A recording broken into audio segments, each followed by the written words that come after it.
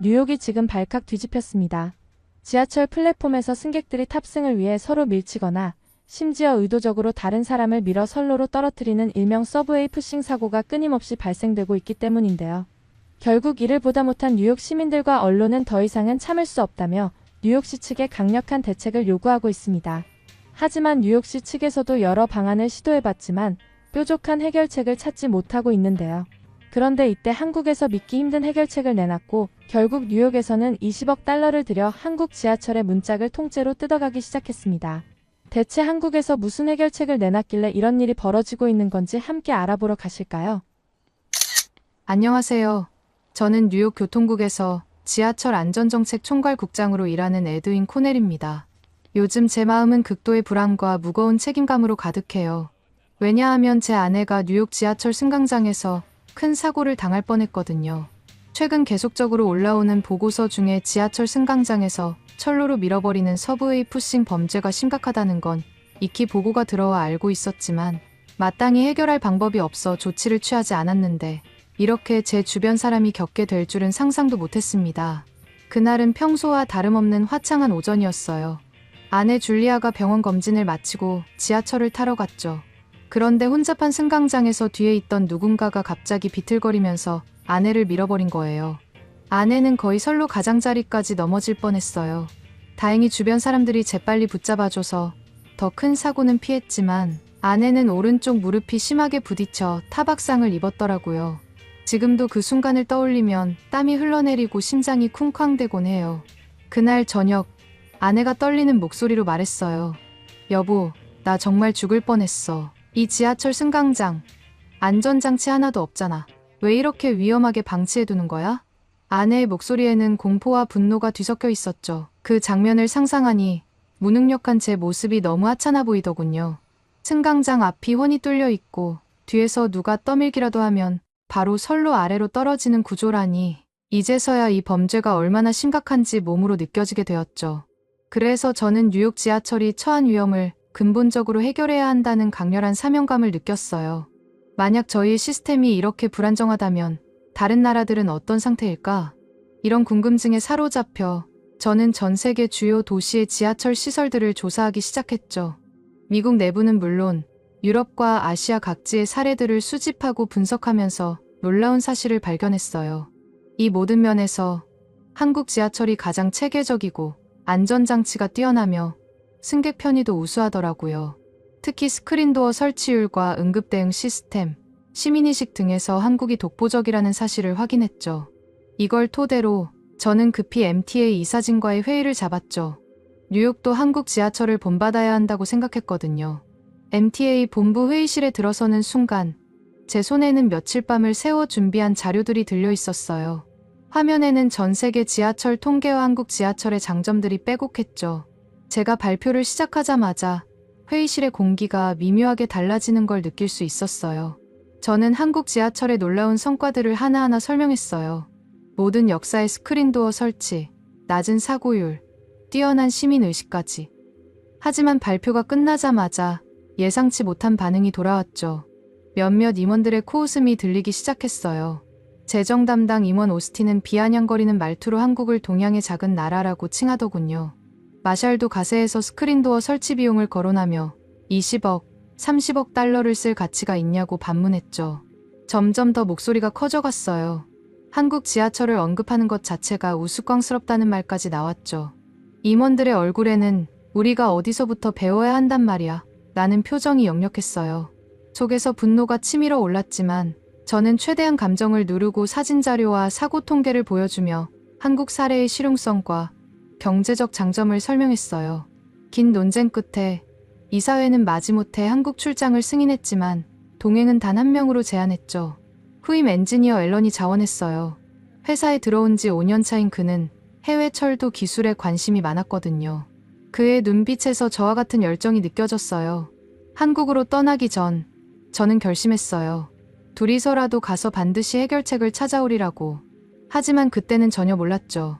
이 출장이 뉴욕 지하철의 안전을 완전히 바꿔놓을 거라는 거요. 마침내 인천공항에 도착했어요. 입국 심사를 마치고 공항철도 승강장으로 내려가는 순간 저와 앨런은 눈앞의 광경에 넋을 잃고 말았죠. 승강장 전체를 둘러싼 안전문과 깨끗한 바닥, 그리고 명확한 안내 표지들. 뉴욕 지하철만 보다가 이런 풍경을 마주하니 마치 다른 세상에 온 것 같았어요. 특히 인상적이었던 건 전광판이었죠. 차계 국어로 도착 시간을 안내하고 열차가 들어올 때마다 LED 조명이 전멸하면서 승객들에게 주의를 주는 모습이 놀라웠어요. 뉴욕에서는 상상도 못할 광경이었죠. 공항철도를 타고 서울역으로 향하면서 저희는 창밖을 내내 바라봤어요. 앨런의 말처럼 이 나라도 분명 문제점이 있겠지만 첫인상부터 기대 이상이었죠. 이 기회를 통해 저희 뉴욕이 배워야 할 점을 꼭 찾아야겠다고 다짐했어요. 서울에 도착하자마자 저희는 한국도시철도 협회의 안전관리 책임자인 유 부장님을 만났어요. 수년간 도시철도 안전시스템 구축을 담당해온 베테랑이었죠. 환한 미소로 저희를 맞이한 유 부장님은 한국 지하철 안전 전반을 안내해주겠다고 했어요. 사무실에서 유 부장님이 보여준 자료들은 정말 놀라웠어요. 공률이 심한 승강장에도 설치할 수 있는 가변형 스크린도어부터 CCTV 통합 모니터링 시스템, 실시간 위험감지 프로그램까지, 게다가 각 역마다 설치된 긴급 비상통화장치와 노약자와 장애인을 위한 장애물 없는 승강장 구조까지 앨런이 연신 감탄사를 내뱉는 게 이해가 됐죠. 유 부장님은 이론보다 현장이 더 중요하다며 이틀 뒤부터 수도권 지하철 여러 노선을 돌며 현장 체험을 하자고 제안했어요. 제 가슴이 두근거리기 시작했죠. 이 모든 기술과 시스템이 실제로 어떻게 작동하는지 직접 보게 될 거라고 생각하니까요. 그때는 전혀 예상하지 못했어요. 이 현장 방문이 단순한 시차를 넘어서 저희의 생각을 완전히 뒤바꿔 놓을 만한 사건들로 가득하리라는 걸 말이에요. 그리고 그 경험들이 뉴욕 지하철의 미래를 바꾸는 결정적인 순간이 되리라는 것도요. 저희 첫 방문지는 서울역이었어요. 공항철도, KTX, 지하철이 모두 연결된 대형 환승역이라 혼잡이 매우 심했죠. 특히 이곳은 출퇴근 시간대 사고 위험이 높다고 했지만 곧 저는 이곳만의 특별한 대응 시스템을 직접 목격하게 될 거라곤 전혀 예상하지 못했어요. 그때였어요. 승강장에서 기차를 기다리던 중 70대 후반으로 보이는 노인 한 분이 갑자기 의식을 잃고 쓰러진 거예요. 주변 승객들이 어르신 하고 달려들어 그를 받쳐들었고 지하철 역무원이 즉시 무전기로 의료 지원을 호출했죠. 놀라운 건 그 다음이었어요. 1분도 채 되지 않아 응급처치 도구를 든 직원들이 달려와 노인을 안전한 곳으로 옮기고 산소 마스크를 씌웠거든요. 뉴욕에서라면 최소 5분에서 10분은 걸렸을 상황인데 말이죠. 유 부장님의 설명을 들으니 이해가 됐어요. 사고나 위급 환자가 발생하면 스크린도어 잠금과 열차 정차 지연이 자동으로 통보되고 중앙통제실과도 즉시 연동된다고 하더라고요. 3D 기반 스마트 스테이션 시스템 덕분에 돌발 상황 대응 시간이 11분에서 3분으로 줄었다는 게 실감이 났어요. 그날의 소동은 제게 한국 지하철의 신속한 응급 대응을 온몸으로 체험하게 해준 시작이었죠. 하지만 이건 시작에 불과했어요. 앞으로 제가 보게 될 더 놀라운 시스템들은 상상조차 못했으니까요. 한국 지하철의 또 다른 모습을 발견하게 될 줄은 몰랐어요. 그날도 여느 때처럼 체험 일정이 진행되고 있었는데 안전관리 책임자 유 부장님이 저와 제 후임 엔지니어 앨런을 바라보며 의미심장한 제안을 하셨거든요. 두 분, 낮에 보신 것만으로는 한국 지하철의 진짜 모습을 다 보신 게 아닙니다. 실제로 더 긴장감 넘치고 바쁜 현장은 밤에 있거든요. 특히 막차 시간대는 더욱 그렇죠. 야간 근무 체험을 해보시는 건 어떨까요? 순간 긴장감이 확 돌더군요. 낮에도 그렇게 바빴는데 밤에는 얼마나 더 정신없을까 하는 궁금증이 들었어요. 유 부장님은 저희를 3D 스마트 스테이션이 도입된 역사로 안내하겠다고 하셨는데 특히 막차가 끝난 후에 역무원들과 지하철 보안관들의 움직임을 직접 볼 수 있다고 하니 더욱 기대가 됐죠. 밤 11시 30분 서울 도심의 한 대형 환승역에 도착했어요. 2개 노선이 교차하는 이 역은 평소에도 사람이 많기로 유명했죠. 늦은 시간임에도 역 주변은 여전히 활기찼어요. 회식을 마친 직장인들, 술에 취한 사람들, 늦게까지 공부하다 귀가하는 학생들까지 모두가 막차를 놓치지 않으려 서두르는 모습이었어요. 역사 안으로 들어가자 유 부장님은 먼저 통합관제실로 저희를 안내하셨어요. 문을 열자마자 벽면 가득한 대형 모니터들이 눈에 들어왔죠. 승강장, 계단, 화장실 입구, 환승 통로, 역사의 구석구석이 실시간 CCTV로 비춰지고 있었어요. 유 부장님의 설명은 계속됐어요. 이건 서울 지하철 전체에서 운영 중인 3D 맵 기반 스마트 스테이션 통합관리 시스템입니다. 단순한 CCTV가 아니에요. IoT 센서와 지능형 AI가 함께 작동하는 첨단 시스템이죠. 특히 인상 깊었던 건 깨끗한 고화질 CCTV 영상에 AI 딥러닝까지 적용돼 있다는 거였어요. 쓰러짐이나 폭행, 무단 침입 같은 위험 상황을 자동으로 감지하고 위험도가 높으면 즉시 경고등이 켜지면서 담당 영무원에게 알람이 간다고 하더군요. 그때였어요.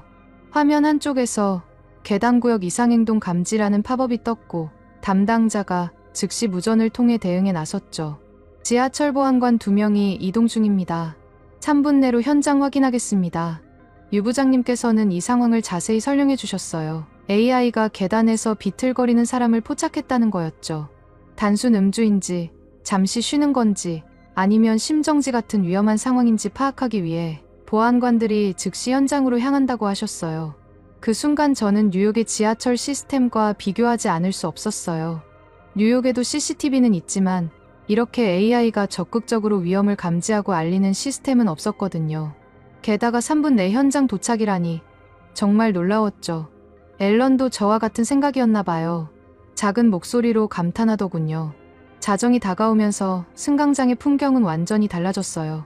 낮과는 다른 긴장감이 느껴졌죠. 아직 막차가 완전히 끊기진 않았지만 승강장은 이미 많은 사람들로 북적거렸어요. 저는 이 부산한 분위기를 직접 체감하고 싶어서 유 부장님과 함께 관제실을 나와 승강장으로 향했죠. 이동하는 동안 유 부장님은 야간 근무의 특수성에 대해 설명해 주셨어요. 낮과는 전혀 다른 상황들이 벌어진다고 하더군요. 특히 막차 시간대에는 취객들도 많고 위험하게 비틀거리는 사람들도 있어서 더욱 철저한 관리가 필요하다고 했어요. 한국은 이렇게 새벽이 가까운 시간이 되어도 사람들로 붐빈다는 사실을 알게 됐죠. 특히 인상 깊었던 건 지하철 보안관들의 존재였어요. 271명의 보안관들이 2인 1조로 노선을 순찰한다는 말씀을 듣고 놀랐죠. 밤에는 이들의 역할이 정말 중요하다는 걸 곧 직접 목격하게 됐어요. 실제로 승강장에서는 보안관 2명이 취객을 상대하고 있었어요. 그들은 다리도 제대로 가누지 못하는 취객을 상대로 정말 다정하게 대화를 나누고 있었죠. 천천히 이동하시죠. 여긴 위험합니다. 라는 말과 함께 스크린도어 근처는 피하도록 안내하고 있었어요. 그 모습을 보면서 저는 뉴욕 지하철이 떠올랐어요. 뉴욕이었다면 아마 그 취객이 선로 근처까지 가서 큰 사고로 이어졌을지도 모르는 일이었죠. 하지만 여기서는 보안관들이 밤새도록 순찰을 돌며 이런 위험한 상황들을 미리 방지하고 있었어요. 막차 시간이 다가올수록 승객들의 조바심은 더욱 커져갔어요. 하지만 튼튼한 스크린도어 덕분에 선로 추락 같은 심각한 사고의 위험은 크게 줄어든 것 같았죠. 뉴욕에서는 승객들이 선로 가장자리에 아슬아슬하게 서 있거나 뒤에서 밀치는 바람에 사고가 날까봐 항상 노심초사였는데 이곳은 확실히 달랐어요. 특히 스크린도어와 함께 설치된 자동안전발판은 정말 인상적이었어요. 열차와 승강장 사이의 위험한 틈을 완벽하게 메워주는 이 시스템 덕분에 발빠짐 사고가 30%나 감소했다는 게 놀라웠죠. 게다가 6,500대가 넘는 비상통화장치와 595대의 112직 통벨까지 설치되어 있어 긴급 상황에 즉시 대응할 수 있다는 점도 정말 든든했어요. 시계가 밤 12시 40분을 가리킬 때쯤 마지막 막차가 떠나갔어요. 그런데 여기 조용해질 거라는 제 예상과 달리 유 부장님은 오히려 더 긴장된 표정을 지으셨죠. 이제부터가 진짜 안전 점검의 시작이라고 하시면서 말이에요. 평소라면 한산해질 시간이지만 영무원들의 일과는 전혀 끝나지 않았더군요. 오히려 더 본격적인 안전 점검이 시작된다는 걸 곧 직접 경험하게 될 줄은 몰랐어요. 유 부장님을 따라 관제실이 있는 층으로 이동하던 중 야간 근무를 담당하고 있는 한 영무원을 만났어요. 그런데 그때였죠. 영무원의 무전기에서 긴급한 알림이 울렸어요. 화장실 입구 근처에서 무단 침입 경보가 울렸다는 거였죠. 순간 가슴이 철렁 내려앉았어요. 화장실 쪽 제한구역이라니 대체 무슨 일이 벌어진 걸까요? 영무원과 함께 현장으로 달려갔죠. 직원 전용구역이라고 적힌 문 앞에 설치된 CCTV가 침입 의심 상황을 포착했다는 거였어요. 다행히도 현장에서는 특별한 이상을 발견하지 못했어요. AI 인식 오류일 수도 있다고 했지만 영무원은 즉시 지하철 보안관 2명에게 추가 확인을 요청했죠. 이런 모습을 보면서 서울 지하철의 철저한 보안 시스템에 다시 한번 감탄하게 됐어요. 영무원의 말씀이 특히 인상 깊었어요.